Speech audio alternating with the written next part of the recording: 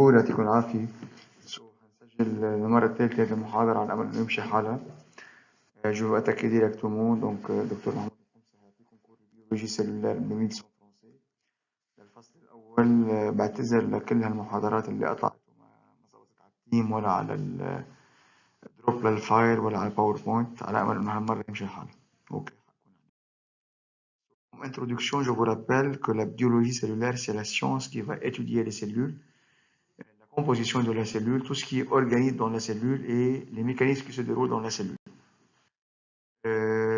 Comme vous le constatez, en fait, une cellule, c'est la plus petite entité vivante de l'être vivant. Ici, on parle d'une cellule, en fait, eucaryote, puisque cette cellule, elle est compartimentée. Une cellule eucaryote ou une cellule prokaryote. La cellule prokaryote est une cellule simple, qui n'est pas complexe et qui ne possède pas, en fait, de compartiments. لكن هذه السلول eucaryote هلا عم نحكي لانه في عندنا plusieurs compartiments. شو قصدي بكompartiment؟ قصدي plusieurs domaines او plusieurs régions qui sont dans la cellule. وشاك région عنده fonction. يعني مثلا عندنا النويو بقلبه الماتيريال جينيتيك، عندنا الاباريل دو جولجي اللي هي هدفها الماتوراسيون دي بروتيين، عندنا الممبران نوكليير كي فا هذا منه اورجانيز اكيد، هذا ريجيون او ممبران كي ينطور en fait le noyau. عندنا الريتيكولوم اندوبلازميك اللي هي مقسومه الى دو بارتي، ريتيكولوم اندوبلازميك ليس اي جرانيولار وكل واحد له فونكسيون، سنتاز دي بروتين سنتاز دي ليبيد. وعندنا الميتوكوندري اللي هو عباره عن سنتر انرجيتيك هدفه سنتاز دو لا تي بي. الفكره اللي عم جرب اوصلها صبايا وشباب انه هدف الكور تبعنا انه باخر الفصل ان شاء الله كل بارتي عم تشوفوها بهيدي السلول حنحكي عنها اون فيت. شو معنات ميتوكوندري، شو الكومبوزيسيون الميتوكوندري، شو الفونكسيون الميتوكوندري. نفس الشيء للريتيكولوم اندوبلازميك، للنويو، للسيكل سيلولار، للممبران بلازميك، للاباريل دو جولجي et ainsi de suite. لكن لهون بهيدي السلايد بس بكل بساطه بدي اعرف انه لا سيلول هي اصغر اونيتي اون فيت فيفونت دو لا. بدي اخذ الكور هيومان، كلنا بنعرف انه عندنا ديفيرون تيب دو سيلول. يعني باخذ السيلول كاردياك، باخذ السيلول نيرفوز، باخذ السيلول سانغين، باخذ السيلول اديبوسيتار et ainsi de suite. عندي différentes sortes de cellules. لكن le corps humain il est formé de plusieurs types de milliards de cellules. وكلنا بنعرف انه هالسيلول en fait chaque cellule possède une fonction bien définie. عندها رول محدد، عندها ستركتور محدده. مع انه كثير عندنا سيلول بس هالسيلول sont interdépendantes, intercommunicantes, capables de recevoir et d'envoyer des signaux. يعني السيلول ممكن تستقبل رساله من برا، ممكن تعطي كمان un stimulus, une réponse. On a plusieurs types de cellules et chaque cellule possède une activité vraiment bien définie et bien claire et particulière. وكلنا بنعرف انه جوات السلول مثل ما اتفقنا، اذا عم بحكي انا سورتو السلول اوكاريوت، في عندنا دي اورجانيت، عندنا دي كومبارتيمون. اكيد السلول بروكاريوت ما عندنا دي كومبارتيمون. لما انا اقول اورجانيت يعني قصدي فيها كومبارتيمون، يعني قصدي فيها سلول اوكاريوت كو سوا انيمال او بيان فيجيتال. هلا بس نقول سلول بشكل عام، تذكروا انه كل سلول عندها فريمون 3 ريجيون برينسيبال. اجباري عندها الليميت تبعها اللي هو الممبران بلازميك او الممبران سيلولار او الممبران سيتوبلازميك، كله نفس الحكي ما بدنا نضيع. لكن فعليا اول ريجيون برينسيبال هو الممبران بلازميك. شو هدفه؟ اكيد هناخدها بشابيتر اسمه الممبران بلازميك، بس هلا اللي فيني اقوله انه الممبران بلازميك en fait c'est une barrière sélective de la cellule. مش حيلا شيء في يفوت ومش حيلا شيء في يطلع من السلول. C'est une barrière sélective. C'est la frontière de la cellule. C'est la membrane plasmique qui va délimiter la cellule. إذا ما عندي membrane plasmique ما عندي السلول بحد ذاتها، كل شيء جوات السلول منه مضبوط. En fait, il est composé par plusieurs éléments. بنحكي عن الجلوسيد، عن البروتين وعن الليبيد. وهذا التفصيل حنشوفه بشابيتر الممبران بلازميك مثل ما حكينا. هيدا لكان أول ريجون ممبران بلازميك. Deuxième région principale، كل شيء جوات السلول، قصدي فيها من ميليو ليكيد اكوز نوتر. نحكي عن السوليوشن اكوز، عن الهيدروجين اللي بالسلول او بسميه سيتوبلازم. لكن تاني زون كل شيء جوات السلول، هالاسباس ما عم بحكي اورجانيز، عم بحكي الاسباس كله، لكن عباره عن سيتوبلازم. من شو مؤلف السيتوبلازم؟ حتشوفوا بعدين انه مؤلف من شغلتين، مؤلف من بارتي ليكيد بنسميها سيتوزول، ومؤلف من بارتي أورجانيك بنسميها المورفوبلازم. لكن جو ريبيت، أول ريجيون برينسيبال نحكي عن السيتوبلازم، لكن الانتيريور دو لا سيلول. شو في عندي جوات السيلول؟ عندي ميليو اكو ليكيد، هو عباره مثل الجلو مثل الجل، بسميه سيتوزول. وعندي كمان جوات السيلول اون فات لي زورغانيت، هو بسميهم المورفوبلازم. تاني ريجيون برينسيبال هو الليميت دو لا سيلول، نحكي عن الممبران بلازميك او الممبران سيلولار او الممبران سيتوبلازميك. وثالث اليمون اللي هو كمان اليمون كتير مهم واسونسيال اللي هو الانفورماسيون جينيتيك. L'information génétique, si je dois comparer en fait entre la cellule eucaryote et la cellule prokaryote, on sait bien que la cellule prokaryote ne contient pas d'organites, يعني le matériel génétique بقلبها il est libre dans le cytoplasme, عم بيسبح بالcytoplasme منه جوة النويو. بينما le matériel génétique بالcellule eucaryote il est présent dans le noyau. Ok? Donc, je répète, la cellule c'est l'unité structurale, fonctionnelle, reproductrice de l'être vivant.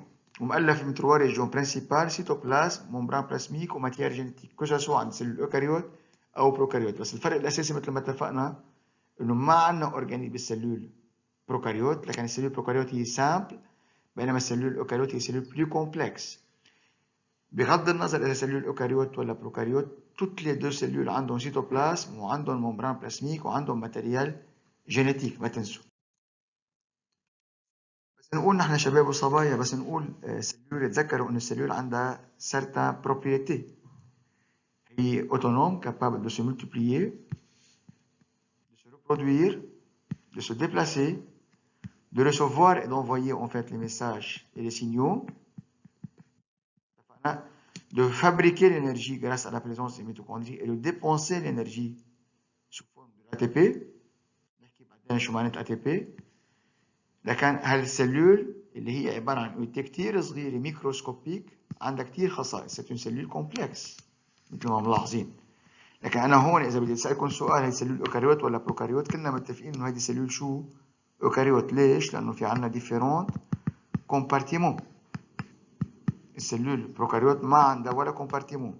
هون بلاحظ عندي نويو وعندي ماتيريال جينيتيك جوات النويو، لكن هي سيلول بروكاريوت. هلا جوات النويو، اذا بدي احكي نويو، شو هن الاليمون اسونسيال دو النويو؟ بنحكيها بشابيتر النويو، هلا عم بقولها فرد مره. عندنا اكيد الممبران نوكليير، لكن الانفلوب كي فا انتوري لو نويو. شو عندنا جوات النويو؟ عندنا ريجيون سبيسيال اسمها النوكليول. بليز ما تعملوا ستريس، كل شيء عم بحكيه انا هلا هي جنراليتي، فيكم اذا بتحبوا بس تسمعوا وما تحفظوها، كلهم رح نحكيهم بالتفصيل الممل، كل شابيتر لحاله حنحكيه. البور لحاله، الممبران لحالها، النوكليو كله له فريمون بارتي خاصه بالكور تبعه، ما تعتلوا هم. لكن جو ريبيت، عندنا ريجيون سبيسيال جوات النويو اسمها النوكليول، بصير فيها سنتاز لشيء اسمه الاي ار ان ريبوزومال، لكن الاي ار ان ريبوزومال بتصنعوا بالنوكليول. مش كل الاي ار ان ريبوزوم بنحكي عنها بوقتها، في عندنا سيرتنز اكسبسيون، بس اوصل على شبيت النوكليول بخبركم عنها. عندنا البور نوكليير، وبنحكي كم بور عندنا، لكن كنويو vraiment on va trouver en fait le pôle nucléaire, le nucléole et la membrane nucléaire. Donc c'est une cellule complexe qui est compartimentée et qui possède plusieurs éléments en fait qu'on ne trouve pas dans la cellule prokaryote. Juste une seconde, je m'excuse. Donc بعتذر، عفوا انا باللابراتوار كمان عم بعدنا بشتغل. Donc هون كنا. Donc je m'excuse. Donc c'est une cellule en fait eucaryote qui est compartimentée et chaque compartiment possède une fonction. كنا عم نحكي عن النويو هلا تذكرت. Donc لما نوصل على شابيتر النويو vraiment on va disséquer en fait كل البارتي، شو معنات بور، شو معنات نوكليول، شو معنات ممبران نوكليير، وشو الفرق بينهم ككومبوزيسيون. في عنا اورجانيل تاني اللي هي اسمها اباريل دو جولجي، اللي هي هدفها en fait la maturation des protéines. طب البروتين من وين جايين؟ جايين من شيء اسمه ريتيكولوم اندوبلازميك ريجوز، لكن سنتاز هون بيروحوا على الاباريل دو جولجي تيعملوا ماتوراسيون. عندنا ريتيكولوم اندوبلازميك ليس هدفها سنتاز دي ليبيد، لكن الار او في عندنا دو بارتي، يا اما جرانولير او لوجو سي لا ميم شوز، او الليس. عندنا كمان اون فيت موتور انرجيتيك دو لا سيلول اللي هو هدفه سنتاز دو لا تي بي او دو الانرجي اللي هو الميتوكوندري. واكيد جو ريبيت عم نحكي عن سيلول اوكاريوت مش بروكاريوت. هون بس بهيدي السلايد بحب اذكركم انه حيمرق معكم اون فيت صبايا وشباب نوسيون اللي هي ابوبتوز ونكروز. هيدي بس نوسيون ما تضيعوا، في اكيد الميكانيزم بتاخذوه معي بالماستر اذا كملتوا بالسنه الرابعه. انا بعطي كور اسمه ترانسدكسيون دو سينيال. بنفرق بين الابوبتوز والنكروز. الابوبتوز يعني هو مور سيلولار اون فيت مي كي بروغرامي جينيتيكمون، يعني في عنا دي جين. شو معنات جين؟ هو عباره عن اسيد نوكلييك، هو عباره عن بوليمر نوكليوتيد. بنحكيها بشابيتر اون فيت الكومبوزيسيون شيميك دو لا سيلول. بنفرق بين الاي دي ان وبين الار ان، وشو معنات نوكليوتيد وشو معنات اي تي سي جي وشو معنات اي دي ان دوبل بران، شو معنات الروا دو كومبليمونتاريتي. كل هول بياخذهم بشابيتر الاي دي ان، ما تعتبروها. بالنسبه لي هون بس كلمه الابوبتوز اذا مرقت معكم يعني مور سيلولار qui n'est pas accidentel mais qui est programmé génétiquement. بينما اذا انا ماشي عملت اكسيدون، عورت حالي، جرحت اورجان، قتلت خليه، قتلت اورجان، هي بسميها اون فيت مور سيلولار اكسيدونتال، منه بروجرامي، صار فجأة، صار باكسيدون. مش قصدي اكسيدون سيارة، بس قصدي اكسيدون وهزار، مش انه بروجرامي بار دي جن. كمان نوسيون هيمرقوا معكم خلال الكور تبعنا وحتعوزوها بالكورسوس تبعكم يونيفرسيتير. لما انا اقول اسبيس يوني سيلولار يعني مؤلف من سيلول وحده، مثل ما انا اقول بكتيريا هي يوني سيلولار بشكل عام. اكيد عندنا سيرتنز اكسبشن، بس انا عم بقول بشكل عام ان يوني سيلولار يعني مؤلفين بس من اسمها. يوني يعني يونيك، يعني من اون سول سيلول كي اوتونوم. بار كونتر لما نقول بلوري سيلولار يعني في عندنا مجموعه سيلول qui sont interdépendantes et qui contient en fait le même ou bien la même information génétique. وكمان هالسيلول en fait interdépendantes sont capables de croître, de se spécialiser, de se différencier. وما تنسوا انه مجموعة سيلول بألفوا تيسيو، ومجموعة تيسيو بألفوا أورغان، ومجموعة أورغان بألفوا سيستم، ومجموعة سيستم بألف أورغانيزم. هون بهالسلايد حاب بذكركم شو هي تيوري سيلولار. تيوري سيلولار انه toute cellule elle provient d'une cellule préexistante. ما تنسوا هذه، كل خلية جاية من خلية مال، من سلول مال. هلا في واحد ذكي يسألني طب من وين اجت أول سلول؟ ما حنفوت بخبرية الإيفولوشن والسلول لوكا وكيف صارت الإيفولوشن والسلول أنسسترال. مثل ما اتفقنا بعثت لكم أنا فايل وورد شلت منه، عملنا أليجمون اون فات لبليزيور اشياء مشان نواكب التطورات الكوفيد ونخفف الضغط عليكم. فكانت الايفولوشن من ضمن الاشياء اللي شلناها ما حنحكي فيها. لكن تيوري سيلولار انه كل سيلول جاي من سيلول بري اكزيستونت. كومون؟ بار ديفيزيون اكيد سيلولار. بنحكي بعدين بالسيكل سيلولار وبالديفيزيون شو هو الميتوز، شو هو الانترفاز، وكيف بتصير السيكل سيلولار بشكل عام. شو الفرق بين الجي 0 بين الجي 1 بين الاس وبين الجي 2، شو معنات ريبليكاسيون دو الادي ان، وشو معنات برومو افيك توا يعني بروفاز، ميتافاز، انافاز، هيتيروفاز. باي باي. دونك pardon. Ok. Donc, deuxième point de théorie cellulaire, en fait, que les organismes أكيد هن مؤلفين من مجموعة سيلول، من plusieurs cellules. اتفقنا كل سيلول عندها فونكسيون وعندها ستركتور محددة وواضحة. وكنا اتفقنا من أول الطريق إنه السيلول هي la plus petite unité fondamentale en fait des êtres vivants. لكن كل هول ce sont les points essentiels بالتhéorie cellulaire. الكتاب اللي معكم لو سمحتوا الشابيتر 1 اون فات بيحكي عن الكومبوزيسيون شيميك دو لا سيلول، والشابيتر 2 بفرق بين السيلول بروكاريوت وايكاريوت. انا بفضل بلش دغري داتاكي اون فات الشابيتر 2 وبعدين بنحكي عن الشابيتر 1. برايي اسهل لكم احكي بشكل عام شو هي السيلول، بعدين بفرق شو الفرق بين الجلوسيد، شو معنات بوليسكريد، شو معنات مونوسكريد، شو معنات ديسكريد، بحكيها بعدين. نفرق بين البروتيين، شو معنات اسيد اميني، شو معنات ستركتور بريمير سكوندير ترشير اكاتينير للبروتيين، شو معنات اسيد نوكلييك، شو معنات نوكليوتيد، مثل ما اتفقنا شو معنات باز ازوتي بيوريك اي بيريميديك. انا بفضل لكن تو دابور نحكي عن السلول بشكل عام، بعدين نحكي من شو مؤلف السلول كاليمون شيميك مش كستركتور وكاورجانيت. لكن هلا حنبلش بالبارتي 2 اللي هي السلول فيفونت، وحنركز مثل ما اتفقنا على السلول بروكاريوت والسلول اوكاريوت. ما حنحكي عن السيانوبكتيري، ما حنحكي عن الميكوبلازم الا كالكو نوسيون صغار. ما حنحكي عن الالج، كل هول بتاخدوهم اون فات بالبوتانيك مع دكتور مربى تمساح. مثل ما اتفقنا عملنا اليجمنت حتى نسهل على حالنا وعليكم قصة الكونفينمون والتسجيل اونلاين. لكن لهلا شو صرنا قايلين؟ قلنا انه السلول هي لا بلو بوتيت يونيتي فوندامونتال دو لاتر فيفون. واتفقنا اذا كانت سلول اوكاريوت عندها بلوزيور كومبارتيمون، واتفقنا كل كومبارتيمون عندها فونكسيون، واتفقنا انه كل كومبارتيمون حنحكيها بشابيتر مخصص لها. ما تعملوا ستريس من هلا، ما حكينا شيء بعد عنه. اعتبروني بكل بساطه عم بقول لكم عندي سلول اوكاريوت كومبارتيمونتي، وعندي سلول بروكاريوت سامبل يونيسيلولار نو كومبارتيمونتي.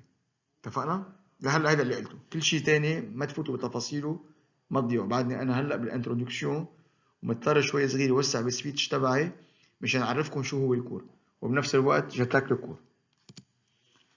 لكن اتفقنا بدنا نفرق خاصة بهالشابيتر بين اللي كنت عم بقوله كولاسيلين اون فات.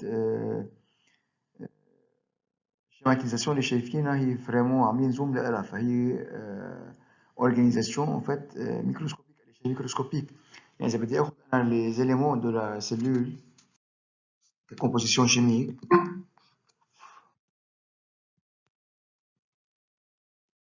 كوم فو كونستاتي يعني السيلول تقريبا عم نحكي نحن entre 10 à 100 ميكرومتر كتاية لها. اكيد ما تحفظوا لي اي ارقام، لكن فعليا elle n'est pas visible à l'œil nu، لكن عم نحكي على l'échelle ميكروسكوبيك، ما تنسوا هي اهم نقطة.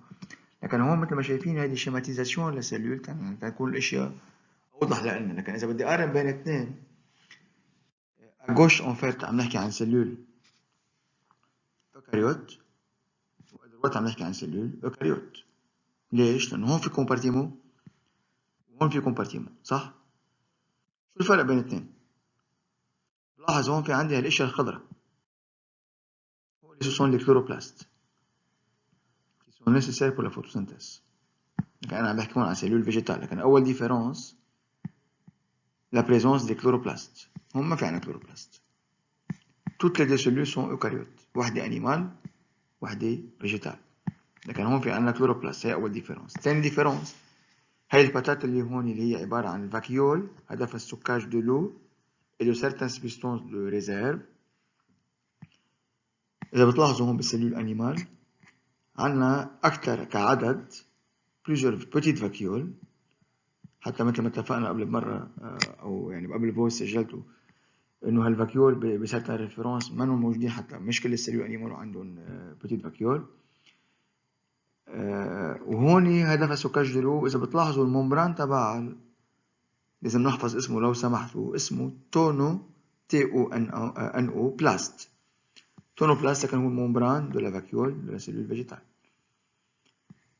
إذا بنلاحظ هون في ممبران بلازميك وهون في ممبران بلازميك، بس هون الممبران بلازميك مغطى بشيء زيادة اللي هو اسمه باروا سيلولوزيك. لكن لهلا اللي قلناه شو معنى سيلولوز وشو معنى بكتين وبكتو سيلولوزيك مع الدكتورة هنادي اسماعيل. نسيت أكد لكم، كان لازم أقولها بأول سلايد، بعتذر منكم نسيت، هلا تذكرت يمكن خبرتكم إياها التقينا بالأونلاين. إنه بكالندرية عندكم سيونس اسمها الحمصي، هذه إجباري لإلي أنا كل الفصل هتشوفوني فيها. وفي سيونس مكتوب عليها الحمصي حمزة وإسماعيل، هذه سيونس بسميها أون كومان. أول فترة حأعطيكم إياها أنا، أول فترة يعني تقريبا 6 أسابيع أنا بعطيكم إياها هذه الحصة إذا الله راد المشتركة. بعدين الدكتور حمزي بيعطيكم السيونس المشتركة هيستولوجي أنيمال، بيكمل هو بلش معكم بالسيونس الخاصة فيه. بعد 6 أسابيع هو بياخد السيونس الكومات الثانية، وبعد منها الدكتورة هنادي إسماعيل بتعطيكم هيستولوجي فيجيتال، وهي بوقتها بتشرح لكم فعليا تفاصيل الكلوروبلاست والباروا سيلولار بريمير، الممبران بريمير وغيرها وسكوندير. لكن لهلا اللي قلنا الديفرنس بين سيلول انيمال وسيلول فيجيتال هي انه كلوروبلاست بالسيلول فيجيتال فوتوسينثيز، جروس فاكيول ستوكاج دو لو وسبيسونس دو ريزيرف، واتفقنا الباروا سيلولوزيك عن السيلول فيجيتال. وكنا صرنا متفقين لهلا انه سيلول بروكاريوت ما عندها اورجانيت. يعني بغض النظر ما حدا يتذاكر عليكم يجي بكره يسالكم والله مين اكبر ميتوكوندري بالسيلول اوكاريوت ولا بروكاريوت، بس السؤال بحد ذاته غلط. ما عندي ميتوكوندري بالسيلول بروكاريوت، ما عندي اورجانيت. حطوها براسكم خلص، ما عندنا اورجانيت بالسيلول بروكاريوت. وحتى الريبوزوم اللي حتشوفوه بعد شوي بالسيلول بروكاريوت باردون هو عبارة عن élément en fait nécessaire pour la synthèse des protéines بس هو منه أورجانيل بحد ذاته. بينما الأوكاريوت هي سيلول عندها دي كومبارتيمون، عندها دي أورجانيت منهم النويو، منهم ال RE appareil de Golgi etc. إذا بتطلع على الشمال هونيك صرنا متفقين إنه هذه السيلول أوكاريوت، وصرنا متفقين إنه هذه السيلول أوكاريوت أنيمال، لأنه ما عندي لا كلوروبلاست، ما عندي جروس فاكيول، وما عندي باروا سيلولوزيك. صحيح؟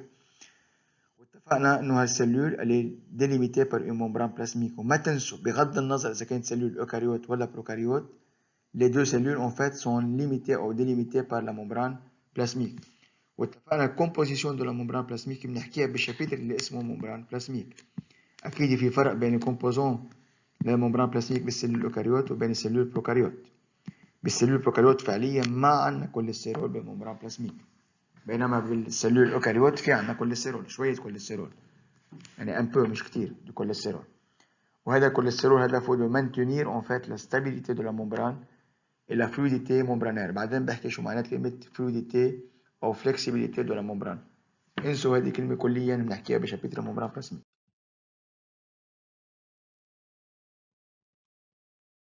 اليوم سألوني سؤال، باردون قطعت السلايد ما في مشكلة برجع عليه هلا. سألوني سؤال إنه هل بنحفظ الصور؟ أكيد ما تحفظوا الصور، في صور لازم تحفظوها واضحة، بس الصورة اللي قطعت ما تحفظوها، لا الصورة ولا السايز تبع السلول، ما بدي إياكم تحفظوا السايز أو الطاي للسلول. بس كلنا صرنا نعرف إنه السلول البروكاريوت هي سلول سامبل موان كومبلكس، والتاي تبعها أصغر من السلول الأوكاريوت، لكن السلول الأوكاريوت possède une taille supérieure à celle de la cellule prokaryote.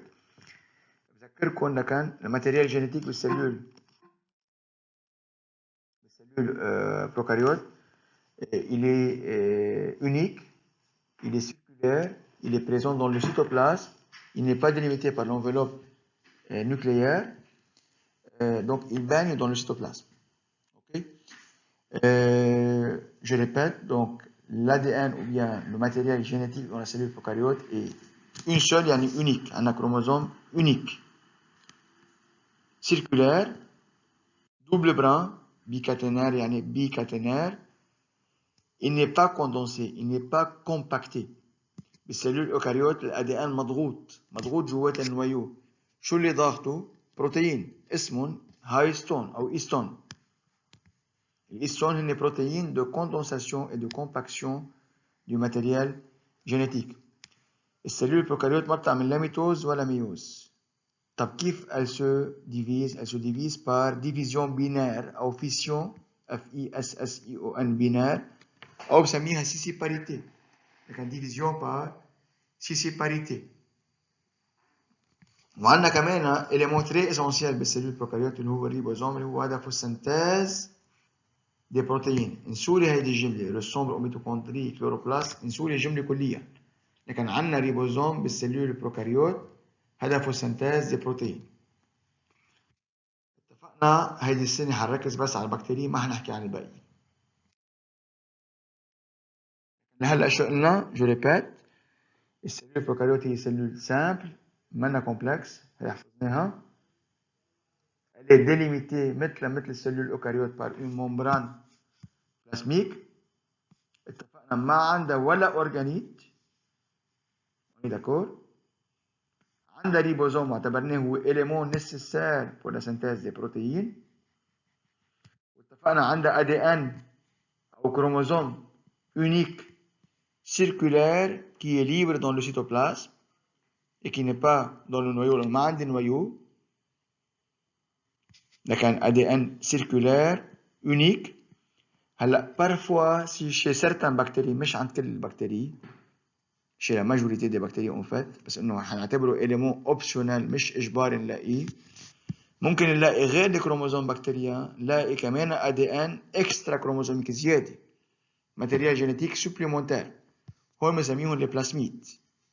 لكن لي بلاسميد هو عباره عن ماتيريال جينيتيك اكسترا كروموزوميك زياده عند الكروموزوم بكتيريان، مش بالضروره نلاقيه عند كل البكتيريا، لكن هو élément optionnel facultatif، ce n'est pas un élément obligatoire.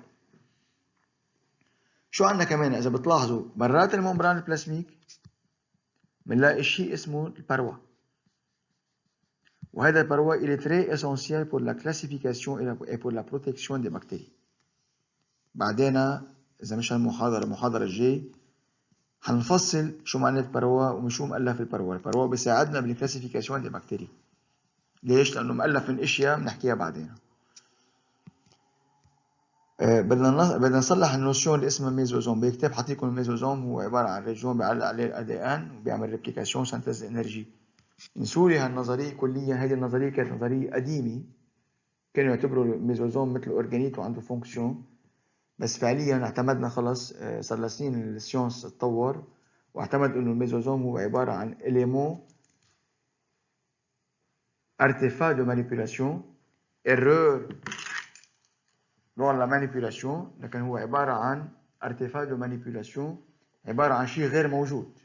فكليا اشطبوا لي كلمة ميزوزوم بالكتاب وبالسلايد وما تفكروا فيها بقى ابدا، ما أنا موجود. هذه كانت نظرية قديمة وتغيرت. لما نقول ديفيزيون asexuée ou bien division binaire ou bien fission binaire ou bien scission-parité، مثل ما ملاحظين لكن السلول بيكبر حجمها، الماتيريال génétique se réplique بدوبل et ensuite la cellule se divise en deux cellules filles génétiquement identiques. Asexuée, division par scission-parité, ça concerne les bactéries. Je pense صارت واضحة الفكرة. السلول الأوكاريوت كان سلول كومبارتيمونتي، واتفقنا كل كومبارتيمون هنفصله لحاله أبار ونشرح تفاصيله، الرول تبعه، الكومبوزيشن لإله. ما حزيد على الحكي هيدا أبدا. أوكي، واتفقنا c'est une cellule plus complexe et possède une taille plus grande par rapport à celle de la cellule prokaryote. واتفقنا le matériel génétique il est dans le noyau. واتفقنا il est condensé grâce à la présence des protéines اسمهم histone. بعكس السلول بروكاريوت ما عندي histone، ما عندي كوندنساسيون، ما عندي نويو، لكن ماتيريال ليبر. هون لا، بالعكس الماتيريال il est condensé، il est assemblé dans le noyau. هونيك الديفيزيون بالسلول بروكاريوت بار سيسيباريتي. هون لا، في عندي سيكل سلولار بنحكي باخر شابيتر شو معنات انترفاز وشو معنات ميتوز، وبنفرق بين بروفاز، بروميتافاز، ميتافاز، انافاز وتيلوفاز، شو معنات سيتودياراز وشو معنات بارتاج دو سيتوبلازم اندوكاريوتيك. نحكيها لوقتها، ما حضيع عليكم وقت هلا، بعدنا بالانترودكسيون وبعدنا بالجنراليتي. هلا اللي قلناه فعليا في عندنا سيلول اوكاريوت كومبلكس كومبارتيمونتي، عندها ماتيريال جينيتيك عباره عن ادي ان. بعدين بنحكي شو معنات ادي ان، هلا قلنا بوليمر دو نيوكليوتيد. وفي عندنا سيلول بروكاريوت كمان عباره عن سيلول، بس هون سيلول سامبل qui n'est pas compartimentée بس qui contient également du matériel génétique عباره عن ادي ان. في شيء ما حكينا عنه كليا اللي هو الفيروس، وهلا طاب الدنيا بخبريه الكوفيد 19 والكورونا. شو معنات فيروس ادي ان او فيروس ار ان، نحكي عنها لما نوصل على شابتر الفيروس. شو معنات كابسيد، شو معنات سيكليتيك وليزوجينيك للفيروس بنحكيها بعدين فريمون. بس لازم نعرف انه سيلول الاوكاريوت التاي تبعها اكبر من البروكاريوت، والتاي للبروكاريوت اكبر من الفيروس. انا عم بحكي بشكل عام، عندنا سيرتنز اكسبشن ما بدي فوت فيهم، اوكي، لكن اون جنرال اوكاريوت اكبر من بروكاريوت اكبر من فيروس. وكمان كنا سمعنا بمرض اسمه مرض الفاش فول. هذا المرض جراس على بريزونس دي بروتيين انورمال، لكن هون الانفورماسيون عباره عن انفورماسيون مش جينيتيك، عباره عن انفورماسيون بروتيين. نحكي عن البريون. لما نقول صبايا وشباب عندي مفاتيح بده يفتح قفل، اذا المفاتيح اخذ كونفورماسيون غلط ما بيفتح القفل.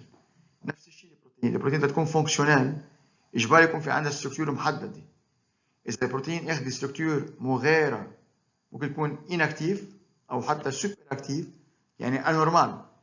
اوكي، هي بنحكيها بعدين بس نوصل على شابيتر البروتين والستركتور دو لا بروتين بريمير سكوندير ترسيير اي كاتينير، بنفرق بيناتهم.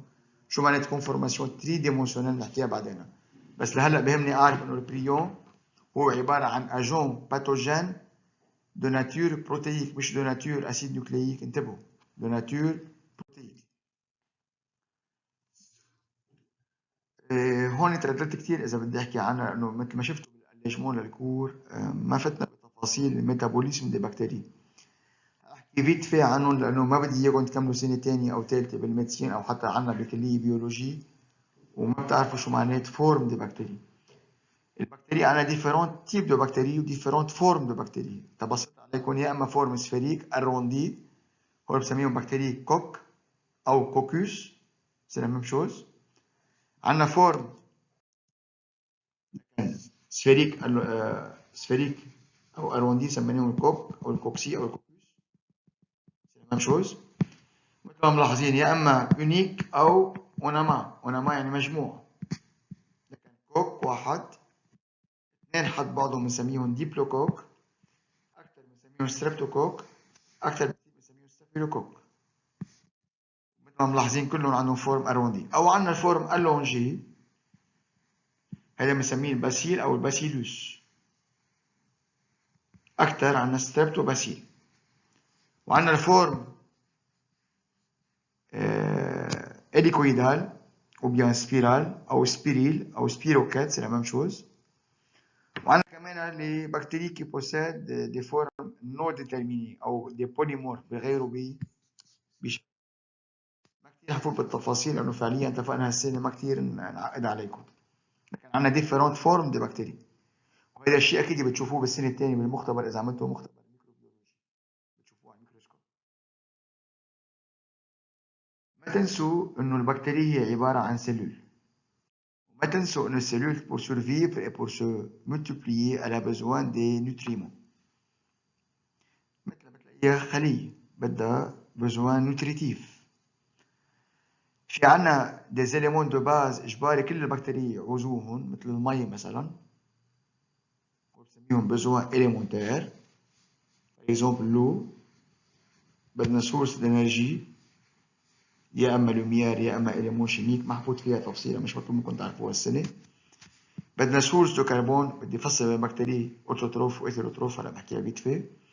بدنا سورس دازوت، بدنا سورس ديون. كل هول اللي كان البكتيريا بدهم اياه اجباري، هول بسميهم besoin commun besoin élémentaire pour les bactéries. بس سيرتان بكتيريا بدهم زياده عن هالبزوان إليمونتير، بدهم دي بزوان سبيسيفيك ومن دونهم ما فيهم يعيشوا. هون بدنا نحكي عن شيء اسمهم لي فاكتور دو كرواسونس. دونك الفاكتور دو كرواسونس هن عباره عن إليمون مثل الهرمون اذا بدكم بنضيفهم للميليو دو كولتور pour faciliter la survie et la multiplication des bactéries. À savoir que ces bactéries sont incapables de les fabriquer كفاكتور دو كرواسونس، كمان هو اللي عباره عن إليمون بنضيفهم نحن، ما فيها البكتيريا تصنعهم. هديك السنة والسنين اللي قبلها كنا نشرح فعليا السورس انرجي والكلاسيفيكاسيون للبكتيريا حسب السورس انرجي. هالسنة فعليا ما حفوت فيها، مش مطلوب منكم تعرفوها، ما حضيع وقت عليكم. نفس الشيء كمان سورس دو كربون، بس كنا بنعرف انه بكتيريا اوتوتروف يعني البكتيريا qui sont capables de fabriquer leur propre matière organique à partir de leur propre matière minérale بعكس الهيتروتروف. وكلنا صرنا نعرف اذا باخذ كان سورس دو كربون وسورس دو الكترون سورس دو انرجي صار في عندنا ديفيرونت كومبينيزون للبكتيريا ومش مطلوبين منكم لهيدي السنه، فبليز رجاء هيدي السلايد سكيبت طاوعوا عنها. بعتذر يمكن عم بحكي بسرعه بس لانه صدقوني هيدي يمكن رابع او خامس مره بسجل المحاضره، وما بعرف باخر التسجيل اذا هالتسجيل حيزبط. ان شاء الله يمشي حاله. بعتذر سلف منكم يعني. مثل ما خبرتكم على الاونلاين لما شفتكم ما بنزلت عيني يعني حسب اي قاعه عم بحكي انا هلا. بتمنى منكم اي ملاحظه اي شيء مش واضح تبعتوا لي مساج او تخبروا الديليجي. نحن واجباتنا نوصل الفكره باحسن طريقه ممكنه. انا هلا بعدني بجنراليتي ومثل ما اتفقنا صرت عايد البرزنتاسيون كذا مره، فيمكن مشان هيك ماشي شوي صغير بسرعه لانه فريمون عدت كثير يعني وما عارفين اذا حيمشي الحال. دونك مثل ما اتفقنا الفاكتور دو كرواسونس هي عباره عن اليمون اون فيت بزوان سبيسيفيك مش كل البكتيريا بدهم اياها بنضيفها. اون فيت هو عباره عن اليمون qui est nécessaire pour la croissance et la multiplication de certains types de bactéries وبنضيفه en fait للميليو دو كولتور. لكن البكتيريا اللي بدهم الفاكتور دو كرواسونس اكس بعتبرهم لكن ce sont les bactéries classées en tant que auxotrophes pour ce facteur de croissance. كل البكتيريا اللي بيستعملوا البزوان اليمونتير بنسميهم البكتيريا بروتوتروف. كتسميات فريمون فيكم تقطعوا عليهم، ما حنسألكم عنها هيدي السنة لا بالجامعة ولا بالكونكور، لأنه اتفقنا إنه ما كتير نفوت بالميتابوليزم والكلاسيفيكاسيون للبكتيريا. غير الفاكتور والبزوان إليمونتير اون فات في عنا بزوان فيزيك، يعني عنا المي بارمي لي بزوان إليمونتير. المي هو عبارة عن فاكتور فيزيك، ما بدنا نتذكر على بعضنا، أكيد المي إليمون إيسونسيال. ما عندي مي ما عندي كرواسونس ما عندي ملتيبليكاسيون. المي سي ان سولفون، لكن toutes les bactéries ont besoin de l'eau. مش كل البكتيريا بيعيشوا بتمبيراتور 100 أو 50 أو 40 أو زيرو. كل بكتيريا عندها تمبيراتور فافورابل واديكوات للكرواسونس تبعها. لكن البكتيريا اللي بيعيشوا بالكونديسيون اكستريم تمبيراتور عالية بسميهم بكتيريا ترموفيل. ما تنسوا أحسن شيء للبكتيريا هي الزون اوبتيمال، البيك. بس في عندي تمبيراتور مينيمال وتمبيراتور ماكسيمال. لما أنا أقول تمبيراتور مينيمال يعني البكتيريا تحت التمبيراتور ما فيهم يعيشوا. ممكن يعيشوا على تمبيراتور مينيمال بس بيكون كرواسونس مينيمال. الكرواسونس الاوبتيموم تبعهم هو على تمبيراتور اوبتيمال اللي هي هون على البيك. وعندنا كمان التمبيراتور ماكسيمال اللي بيتحملوها، بعد منها ما فيهم يعيشوا بيموتوا. عليها فيهم يعيشوا بس منا فافورابل. الفافورابل هي الاوبتيمال، ما تنسوا بالزون هون، يعني بالبلاتو هون. لكن البكتيريا اللي بيعيشوا بكونديسيون 70 وطلوع سميناهم ترموفيل اكستريم. entre 40 et 55 degrés سميناهم ترموفيل. entre 20 et 40 degrés ميزوفيل. au niveau de 0 degrés بسيكروفيل. جربوا تحفظوا هولي التسميات للتمبيراتور أو الزون دو سيرفي دي بكتيري دو بوين دو فيو تمبيراتور كفاكتور. نفس الشيء للبي اتش، في عندنا بي اتش اوبتيمال للبكتيريا، عندنا بي اتش مينيمال تحت منه البكتيريا ما فيهم يعيشوا، بي اتش ماكسيمال بعد منه ما فيهم يعيشوا، بي اتش اوبتيمال بيكون الكرواسونس عليه الماكسيموم يعني الاوبتيمال. لما نقول بكتيريا اسيدوفيل يعني بيعيشوا بمليو اسيد بي اتش اونتر 1 et 4. لما نقول بكتيريا بازوفيل يعني بيعيشوا بمليو بازيك اونتر 8 et 11. لما نقول نوتروفيل يعني بيعيشوا ببي اتش نوتر. لكن اسيدوفيل نوتروفيل بازوفيل. فضل عنا كمان سولون لو بيزوان دو لوكسيجين. اذا بدي اخذها انا فعليا اوكي بليز تقرون لحالكم هذه السلايد، انا حقولها على الشمال. لكن البكتيريا اللي بيعيشوا فعليا اوسومي بمحل في كتير اكسجين بسميهم بكتيريا ستريكتومون ايروبيك. يعني اذا ما في اكسجين بيموتوا، اجباري تعيشوا بدون اكسجين. كمان بالعكس سيرتان بكتيريا ما بدهم ابدا اكسجين، اذا في اكسجين بيموتوا، بيعيشوا بمحل ما في اكسجين مثل هم شايفين. هول بسميهم بكتيريا انايروبيك. لكن ايروبيك اجباري بدون اكسجين، انايروبيك اجباري ما بدهم اكسجين، هو بسميهم ستريكت. او حتى سيرتان بكتيريا بدهم شويه اكسجين، اذا ملاحظين عايشين تقريبا صوب السمي مش على السمي، تحت السمي بنكزي. هو بدهم كونسنتراسيون فابل اون اكسجين، هو بسميهم البكتيريا ميكرو ايروفيل. certaines bactéries اخر همهم لا بريزونس و لابسونس دو الاكسجين، هو بسميهم ايروبيك فاكولتاتيف او انايروبيك فاكولتاتيف. وما فرق بيناتهم او شو معنات توليرانس، هو بتاخذوهم كلهم بالميكروبيولوجي. انا بهمني انه اعرف انه مش كل البكتيريا بدهم اكسجين، مش كل البكتيريا بتحمل الاكسجين. certaines البكتيريا اخر همهم الاكسجين. اتفقنا؟ تفاصيلهم بتاخذوها بشابتر بالسنه الثانيه بالميكروبيولوجي، ما مطلوب منكم فعليا هلا فوق بالتفاصيل. واتفقنا هالسنه حنركز كبروكاريوت بس على البكتيريا، ما حنحكي عن الاركي بكتيريا. واتفقنا حنركز على الاوكاريوت سيلول انيمال وسيلول فيجيتال، ما حنحكي عن الشامبينيون وعن الالجو وغيرها. اتفقنا بالسيلول الاوكاريوت في عنا سيلول اوكاريوت انيمال وسيلول اوكاريوت فيجيتال، وفرقنا بيناتهم كلوروبلاست فاكيول باروا سيلولوجيك عند السيلول فيجيتال.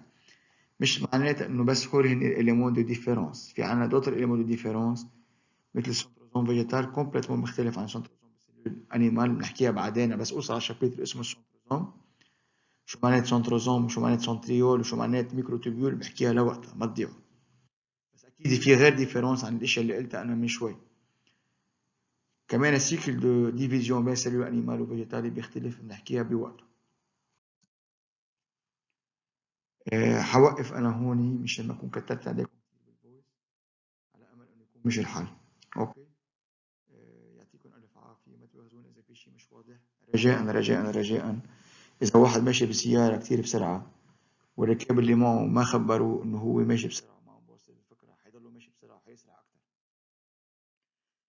أنا أول محاضرة كانت شوي سريعة بعرف، بس مثل ما اتفقنا إنه لأنه عدتها كذا مرة ما عارفين إذا حيمشي الحال مثل ما قلت لكم المرة الخامسة أو السادسة. رجاء إذا في شيء مش واضح بليز ابعتوا لي نوت أو خبروا الديليجي أو ابعتوا لي إيميل، ما في أي مشكل. بس رجاء الواتساب ما تعتمدوه للأسئلة الشخصية، لأنه إذا بدي جاوب على 2000 سؤال فعليا هالشي كتير صعب وعم بياخد كتير وقت. نلتزم بالجروب تبع الواتساب إذا اضطرينا، أو على التيم على الميكروسوفت تيم إذا قدرنا. بس الواتساب للضرورات القصوى، يعني ما كل واحد عنده سؤال والله باوربوينت ولا كتاب والله بحفظ صورة والله هون في نقطة وهون فاصلة. في أسئلة كتير إجتني، يعني في شيء بعازي وإشياء بلا عازي، عذرا من عم بقول هيك، بس صدقوني يعني لما يكون عندكم 1500 طالب بور جيري سي تري ديفيسيل. أوكي، بتمنى منكم قد ما فينا نتعاون مع بعضنا ونصبر على بعضنا، لأنه فريمون الكونديسيون منا فافورابل لأننا كلنا. إذا ما كنا إيد واحدة وكنا أكيب واحد ما حنوصل للجول تبعنا اللي هو ننجح السنة بأحسن معدل ممكن. مثل ما اتفقنا أول مرة، كل إنسان عنده هدف، يا إما كونكور يا إما بيولوجي يا إما دكتوراه يا إما ما بعرف يعمل ماستر. فرجاء تنوصل للهدف تبعنا بدنا نتعاون، إيد واحدة ما بتزقف. إذا ما كنا كلنا مع بعضنا إيد واحدة ما بيمشي الحال. أوكي، يعطيكم ألف عافية.